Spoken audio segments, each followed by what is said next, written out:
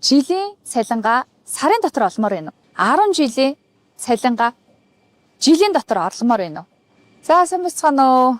Өнөөдөр би Жулитэйгээ хамт зөвлөгөө өгье гэж бодоод байна. Ер нь фермерийг хизээ хийх ёстой юм бэ?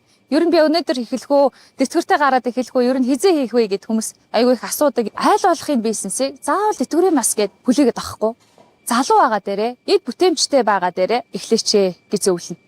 Яагаад тэгэхээр бид нар нэг үнэ тавьчаад энийгээс хаагаад мөнгө олох гэдэг биш ш. Бид нар 10 өдөр, 20 өдөр, 30 өдөр, 40 өдөр. Өнөөдөр манайх ингээд 70 эд өдөртэй гэхэд би жилийн цалин бид нар сарын дотор олчихно. 10 жилийн үр ашиг шимийг би жилийн дотор л фермээс олох гэдэг. Тийм учраас та бүхэн айл болох залуу эхлэх хэрэгтэй. Мөн дээрээс нь та өнөөдөр фермийнхаа үйл ажиллагааг ихэрчлээ гэхэд үр хөвгтөр чинь дагаал таныг туслаад яв. Ингээд хүүхэд наснаасаа аав ээжигээ дагаад энэ бизнесийг, энэ фермерийн үйл ажиллагааг бүр ингээд цусанд нь шингээд дагаад хийгээд өглөөд сураад явчихна. Тэгэхээр энэ бол өвлөөслөл бизнес. Хэдэн үед амтсан гадаадынхан болвол одоо эмээ өвөө өөр хүүхдүүдээр ингээд 100 жил болсон фермер байдаг шүү дээ. Та бүхэн заавал тэтгэврийн насыг хүлээгээд авахгүй, айл болохын эртгэн ичил санаа зовхын байхгүй, залуу насандаа өндөр орлоготой цэвэр агаарт амьдрахыг хүсвэл эрчимсэн байдлаар жохоор ороорой гэж зөвлөмөр. Би та бүхэндээ бүх мэддэг шатгаа танд хуваалцаад дараагийнхаа дугаартаа мэдээлэл өргөе. За баяр та дараагийн бичлэгээр та бүхэнтэйгээ уулзтээ. Асуух асуулт байвал над руу явуулаарай.